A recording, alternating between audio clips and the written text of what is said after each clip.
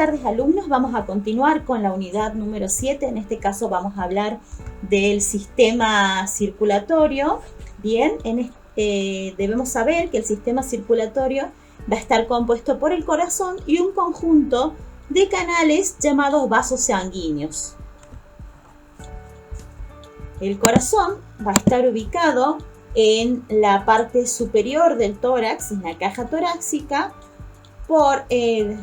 ubicado entre ambos pulmones. Bien, va a estar protegido en la parte anterior por el esternón y por las parrillas costales o los arcos costales, y debemos saber que el corazón tiene una forma de pirámide invertida, ¿sí? Donde la base va a estar cercana a la línea media del cuerpo, por donde van a salir los grandes vasos, y va a tener un vértice o ápex que va a estar aproximadamente cercano al sexto arco costal.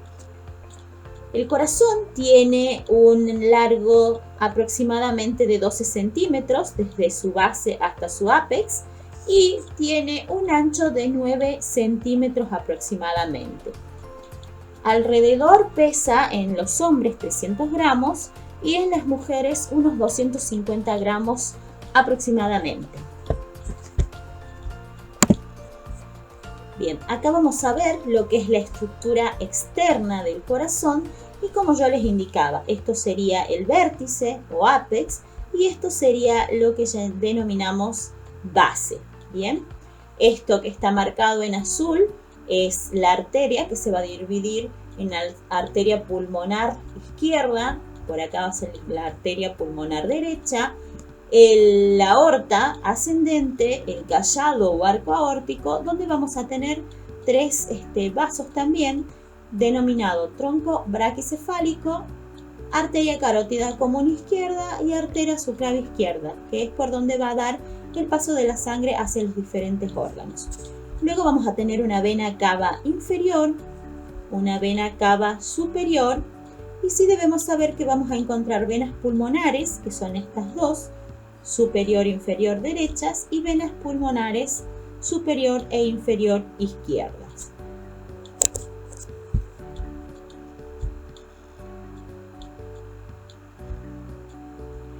En este caso, en esta imagen que ustedes ven, vamos a ver el corazón visto por dentro, ¿sí? La estructura interna del corazón. Siempre se dice que el corazón es un corazón derecho y un corazón izquierdo. Es decir, que se va a componer de 4 cavidades, 2 superiores, denominada aurícula derecha, aurícula izquierda, y 2 inferiores, ventrículo derecho y ventrículo izquierdo.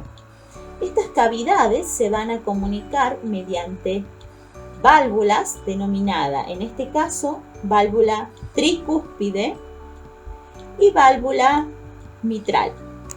Acá también encontramos la arteria pulmonar, ¿sí? Que también se divide, si ustedes ven, que es en color lila como una T, en arteria pulmonar izquierda, arteria pulmonar derecha, la aorta ascendente, ¿sí? Con su callado aórtico. Estas son las venas pulmonares que veíamos en la imagen anterior, que en este caso serían superior e inferior, son las venas pulmonares derechas, y por acá las venas pulmonares izquierdas. Encontramos también una válvula pulmonar, que es esta de acá, y una válvula aórtica. Esto sería lo que es la estructura interna del corazón. Luego vamos a encontrar las capas cardíacas. Bien, en el corazón encontramos el endocardio, que es la capa más íntima, el miocardio, el epicardio y por último el pericardio. El endocardio es la capa interna y está constituida por una lámina de células epiteliales planas denominada endotelio, que descansa sobre tejido conjuntivo. Luego tenemos el miocardio, es la capa media y se compone de músculo estriado y tejido conjuntivo. Y por último, el epicardio es la capa externa y consiste en una lámina de células epiteliales planas que va a descansar también sobre una capa delgada de tejido conjuntivo.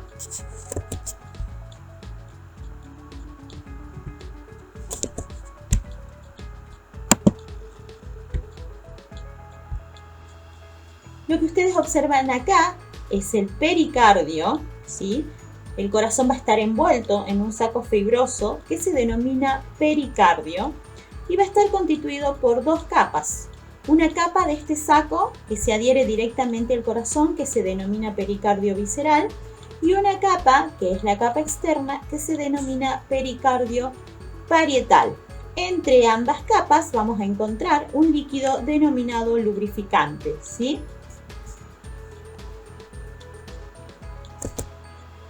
Y acá tenemos las válvulas cardíacas, que es lo que yo les indicaba hace un rato, las diferentes válvulas que tiene el corazón. En este caso vamos a tener una válvula denominada tricúspide. Se denomina así porque tiene tres valvas o tres cúspides, ¿bien? Y la válvula mitral, que solamente tiene dos válvulas o dos cúspides. Vamos a encontrar que estas válvulas van a tener unas cuerdas tendinosas y músculo papilar. ¿Para qué es esto? Para que estas válvulas puedan cerrarse y abrirse para que no se permita un reflujo sanguíneo, es decir, un reflujo desde el ventrículo hacia la aurícula. Luego también encontramos en esta parte de la válvula mitral, también encontramos cuerdas tendinosas. ¿Qué deben hacer estas válvulas? Cerrarse y abrirse a medida que el ciclo cardíaco se va produciendo, ¿bien? Luego tenemos la válvula pulmonar, que es la que está acá, ¿sí? Que esta también se cierra y se abre dependiendo de la necesidad del corazón. Y lo mismo para la válvula aórtica.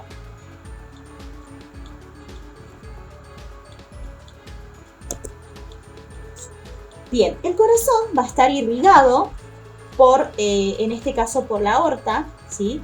Y luego va a tener irrigación desde la arteria coronaria derecha y por la arteria coronaria izquierda a través de la arteria circunfleja y a través de la arteria descendente anterior izquierda. Bueno, ahora nos vamos a centrar en la circulación pulmonar y en la circulación sistémica. Debemos saber que el corazón es el órgano encargado de impulsar la sangre a través de todo el organismo. Bien, la sangre que va a abandonar los tejidos posee una concentración menor de oxígeno y una concentración mayor de dióxido de carbono que la sangre que procede del corazón y que se dirige a los tejidos. Entonces, la sangre con baja concentración de oxígeno, pero tiene altas concentraciones de dióxido de carbono, va a recibir el nombre de sangre venosa no oxigenada. Esta sangre es transportada por las venas al corazón, en este caso por la vena cava superior, desde la parte superior del cuerpo, y por la vena cava inferior, desde la parte inferior del cuerpo. ¿Qué va a hacer esta sangre? Va a llegar al corazón derecho. Recuerden que yo les decía que el corazón lo dividíamos en dos, en derecho e izquierdo, ¿sí? Esta sangre pasa a la aurícula derecha, bien, luego va a pasar al ventrículo derecho y debe dirigirse hasta la arteria, hasta los pulmones a través de las arterias pulmonares.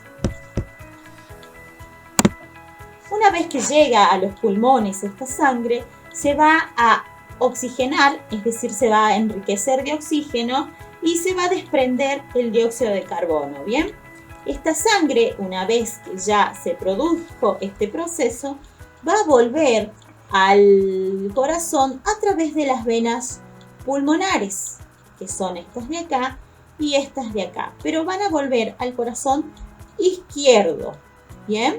Van a entrar a través de la aurícula izquierda, va a pasar al ventrículo izquierdo, ¿sí? Esta sangre que se denomina arterial, ¿sí? Porque ya es rica en oxígeno, y debe pasar al resto del cuerpo a través de la válvula aórtica y a través de la aorta. Bien, entonces repasemos un poquito. Cuando hablamos de circulación pulmonar, sería la circulación menor, es la sangre que va a entrar al corazón derecho a través de la vena cava superior y a través de la vena cava inferior, que es una sangre venosa no oxigenada. Bien, esta sangre va a hacer todo el trayecto de aurícula derecha, se abre válvula tricúspide, viene al ventrículo derecho, va a pasar hacia los pulmones a través de las arterias pulmonares. Una vez que llegó a los pulmones, esta sangre va a ceder el dióxido de carbono y se va a oxigenar, convirtiéndose en una sangre arterial rica en oxígeno. Va a volver esta sangre a la parte izquierda del corazón, denominada circulación sistémica o circulación mayor. Va a llegar al corazón a través de las venas pulmonares, donde se va a alojar a la aurícula izquierda, va a pasar al ventrículo izquierdo, desde ahí se va a abrir la válvula aórtica y va a llevar esta sangre oxigenada por el callado aórtico hacia los diferentes tejidos del cuerpo. Bien, ahora vamos a ver lo que es sistema de conducción. El corazón de un individuo en reposo se contrae aproximadamente unas 75 veces por minuto, ¿sí? Tiene una ritmicidad de 75 veces por minuto. Este ritmo va a obedecer una propiedad intrínseca denominada contracción o latido cardíaco. Es decir, que ocurre de manera espontánea y no va a requerir de ningún impulso nervioso, como por ejemplo en algún músculo esquelético, ¿sí? Esta ritmicidad del latido cardíaco se debe a un sistema especial denominado sistema de conducción intrínseca. Este sistema va a constar de el nodo sinoauricular, el nodo auriculoventricular y el haz de His. Este nodo sinoauricular, ¿sí? El latido cardíaco se origina acá, en el nodo sinoauricular, desde donde se va a extender una onda de excitación que se esparce por las paredes auriculares y va a dar lugar a la contracción auricular. ¿Sí? Va a llegar a la aurícula derecha a través de las fibras del nodo sinoauricular y va a llegar a la aurícula izquierda a través de las fibras del haz de Weizmann. Cuando la onda esta de excitación alcanza el nodo auriculoventricular, este haz va a empezar a mandar toda esa excitación a lo que son los ventrículos, ¿sí? ¿Cómo va a ser eso? A través del haz de His, ¿sí? Donde este haz se divide tanto en derecho como en izquierdo para llegar hasta las fibras de Purkinje y así originar la contracción ventricular. Explico entonces nuevamente. El sistema de conducción comienza en el nodo sinoauricular, bien, donde se va a producir una onda de excitación a través de la despolarización de las células, va a llegar a las aurículas a través de las fibras del nodo sinoauricular y a la aurícula izquierda a través del haz de Weizmann. Luego, esa onda de excitación va a disminuir un poco y va a llegar hasta el nodo auriculoventricular. Una vez que llega al nodo auriculoventricular, nosotros necesitamos que los ventrículos también se contraigan como se contrajeron anteriormente las aurículas. Bien, ¿qué pasa? Con esta onda de excitación, esta onda pasa al haz de His. Bien, desde el haz de His se va a dividir tanto en derecho como en izquierdo para llegar a contraer los ventrículos y necesito que también las paredes del corazón se contraigan y esto se va a generar a través de las fibras de Purkinje.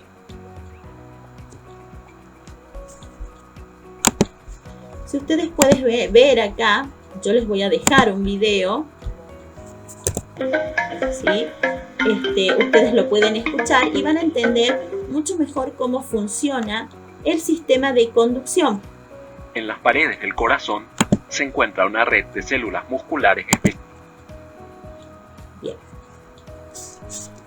toda esta actividad eléctrica que se produce en el corazón, yo la voy a poder medir a través de un estudio denominado electrocardiograma. Bien, este estudio consta de un aparato eléctrico, bien, donde va a tener diferentes electrodos que van a posicionarse de manera estandarizada en el cuerpo del paciente sobre la piel, es decir, sobre la superficie.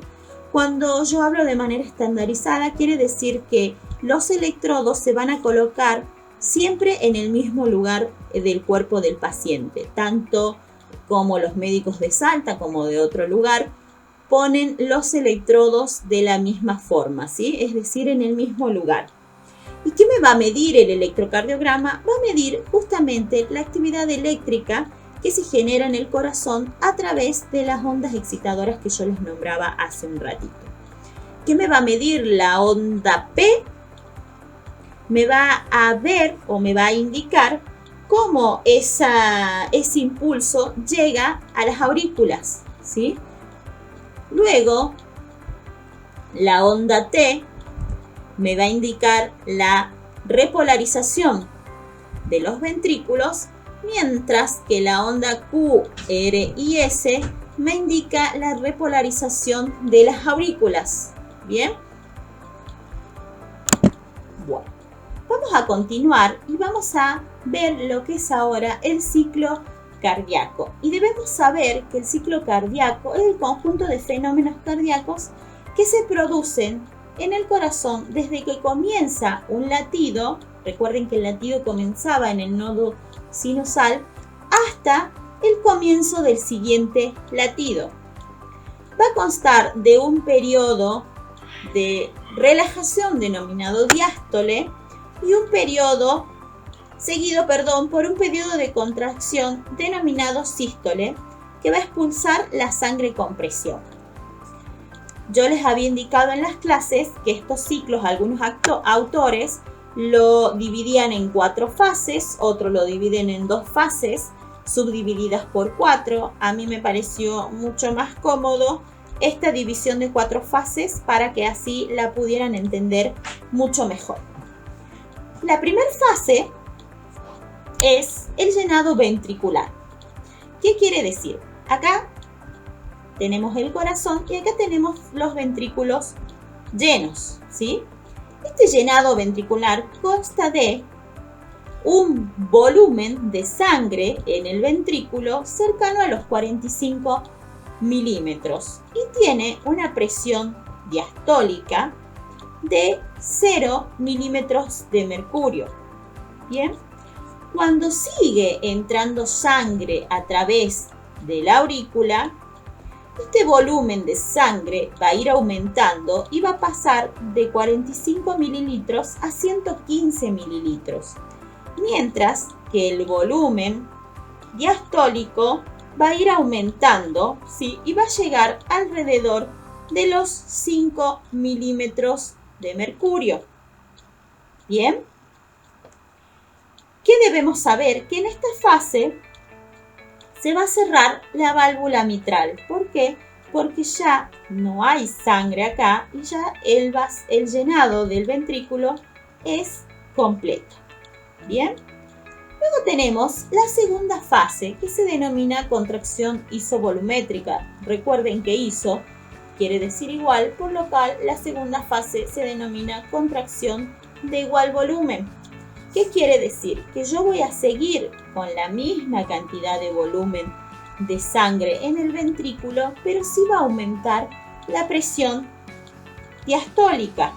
Bien, por lo que yo necesito igualar las presiones del ventrículo junto con la de la válvula aórtica. Ya la presión que antes en el llenado ventricular era de 5 milímetros de mercurio, la presión de este ventrículo va a ser de 80 milímetros de mercurio.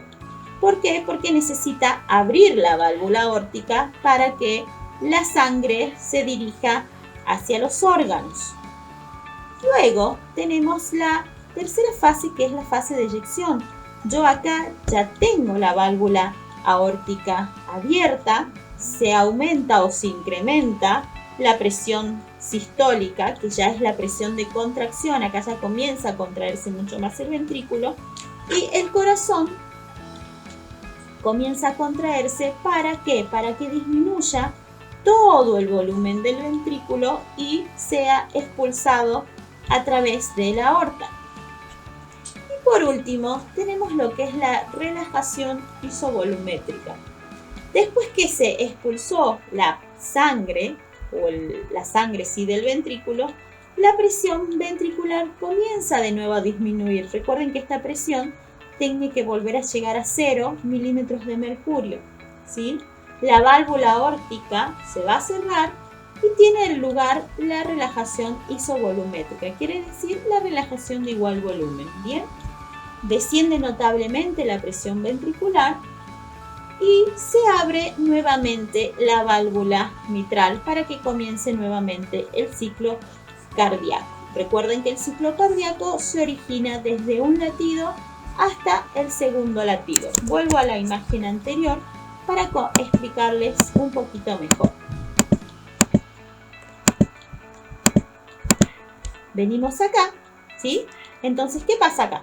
Yo voy a tener la primera fase con el llenado ventricular, donde en un principio la sangre va a caer desde la aurícula al ventrículo, donde se va a llenar aproximadamente con un volumen de 45 mililitros de sangre y va a tener una presión sistólica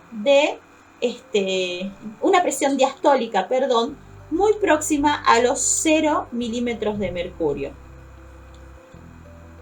Luego, esta presión va a seguir, pero va a ir aumentando el volumen de la sangre. Quiere decir que de 45 va a pasar a 115 mililitros de sangre, ¿sí? Y ya no voy a tener la misma presión auricular, sino que esa presión va a ir aumentando y va a llegar a unos 5 milímetros de mercurio. ¿Para qué? Para que esta fase termine con el cerramiento de la válvula mitral. Recuerden que si esta válvula no se cierra, vuelve el reflujo. Lo mismo pasa acá, chicos, ¿no? Recuerden que tanto el corazón izquierdo como el corazón derecho también van a tener los ventrículos llenos. ¿Bien? Luego tenemos la segunda fase denominada contracción isovolumétrica, donde yo acá voy a seguir con el mismo volumen, es decir, con la misma cantidad de sangre en el ventrículo, pero acá ya va a empezar a cambiar la presión. ¿Por qué? Porque yo necesito que se abra la válvula aórtica. Entonces, de tener unos 5 milímetros de mercurio, esta presión del ventrículo ya tiene unos 80 milímetros de mercurio. Luego tenemos la fase 3, que se denomina eyección. Durante esta fase, la presión sistólica se va a aumentar. Recuerden que acá va a haber una contracción porque hay una presión sistólica. ¿Para qué? Para que esta sangre sea eyectada, ¿sí? Entonces, ¿qué pasa? En esta fase, la presión sistólica se incrementa todavía más debido a que el corazón está contrayéndose, ¿sí? ¿Por qué? Por el impulso cardíaco o por la actividad cardíaca que se está dando acá. Entonces, este ventrículo se contrae y ¿qué hace? Hace que esta válvula aórtica ya esté abierta y expulse toda esa sangre del corazón. ¿Para qué? Para llevarlo desde la aorta hacia todos los tejidos del organismo. Luego, por último, vamos a tener la fase de relajación isovolumétrica, ¿sí? Después de esta expulsión, la presión ventricular comienza a descender, que quiere decir que se va a ir relajando este ventrículo. Bien, comienza a disminuir esta presión y la válvula aórtica se cierra, ¿sí? Esta relajación isovolumétrica continúa con un descenso de la presión ventricular.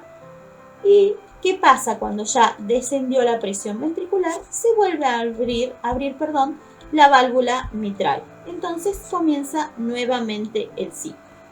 Lo que pasa en el corazón izquierdo pasa exactamente en el corazón derecho, ¿sí?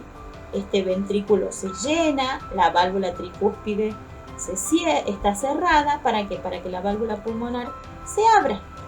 Bien, y comience nuevamente el ciclo.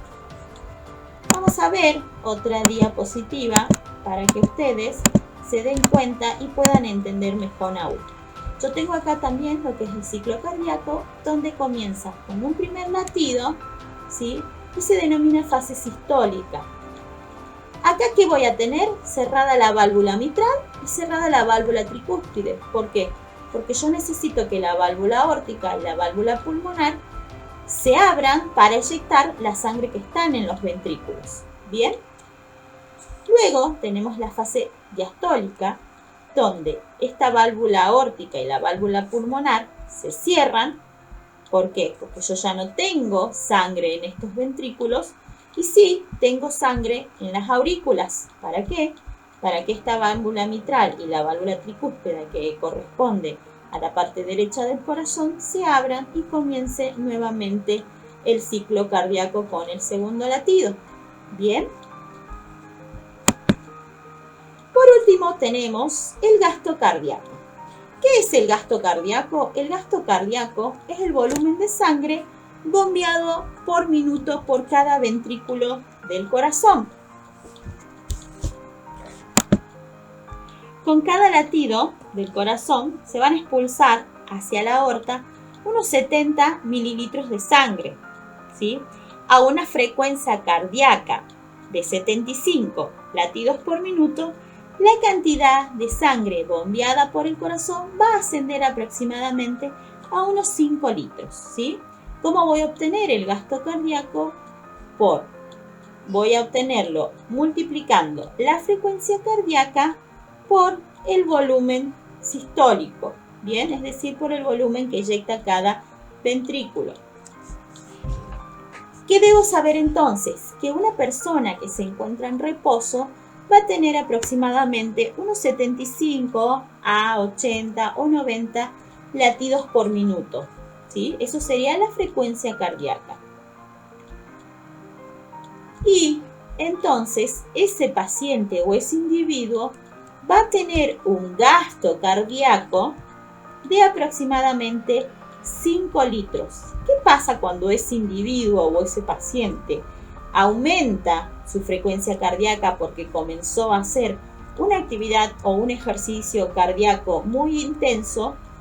Esta frecuencia cardíaca y este volumen sistólico va a aumentar porque ya no voy a tener unos 75 o 80 latidos por minuto, sino que puede aumentar a unos 100, 110 o 150 latidos por minuto. Quiere decir que ese gasto cardíaco va a aumentar porque ya no va a eyectar solamente 75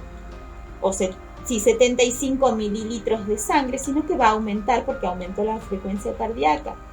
Entonces, ¿qué pasa? El paciente o el individuo, el gasto cardíaco que yo voy a obtener va a ser de aproximadamente 15 litros. ¿Bien? Repito nuevamente. El gasto cardíaco es el volumen de sangre que bombea el corazón por minuto por cada ventrículo. ¿Cómo lo obtengo? Por la frecuencia cardíaca, que es el número de latidos que realiza el corazón por minuto, y el volumen sistólico, que es el volumen de sangre eyectado durante la sístole. ¿Qué es la sístola? Cuando el ventrículo eyecta la sangre, ese va a ser el volumen sistólico.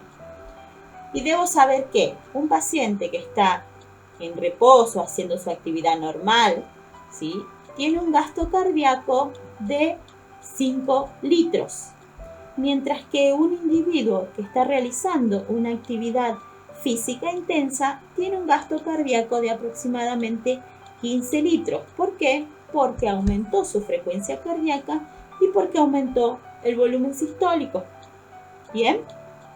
¿De qué va a depender este gasto cardíaco? Depende de la cantidad de sangre disponible, es decir, del retorno venoso, ¿sí? Resulta evidente que si disminuye el retorno venoso al corazón, por ejemplo, si hay una hemorragia o un shock, la cantidad que éste puede expulsar también va a ser menor. ¿Qué quiere decir? Que si el cuerpo de un individuo está perdiendo sangre, el gasto cardíaco va a ser menor. Luego, otro factor que también influye es la fuerza y la frecuencia de contracción cardíaca.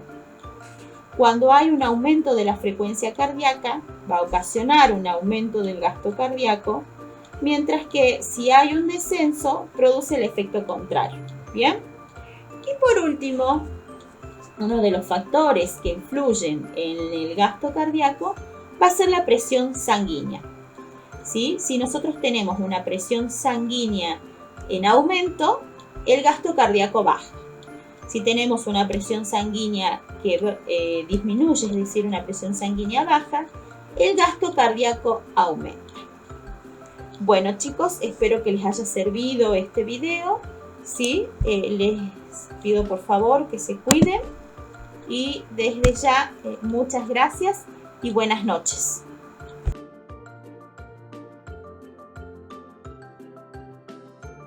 En las paredes del corazón se encuentra una red de células musculares especializadas.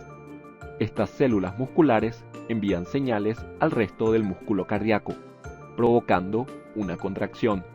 Este grupo de células musculares se denomina sistema de conducción cardíaca. Las partes principales del sistema son el nódulo sinoauricular, el nódulo auriculoventricular, el fascículo de H&S, las ramas del fascículo y las fibras del Purkinje. Sigamos una señal a lo largo del proceso de contracción. El nódulo sinoauricular comienza la secuencia al provocar que los músculos auriculares se contraigan. Es por eso que en ocasiones los médicos lo llaman marcapasos anatómico. Posteriormente, la señal viaja al nódulo auriculoventricular, pasa a través del fascículo de H&S, por las ramas del fascículo y a través de las fibras del Purkinje, lo que provoca que los ventrículos se contraigan.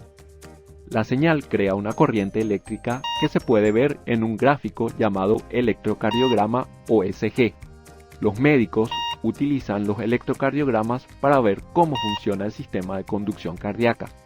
Cualquier cambio en el ECG puede significar problemas serios.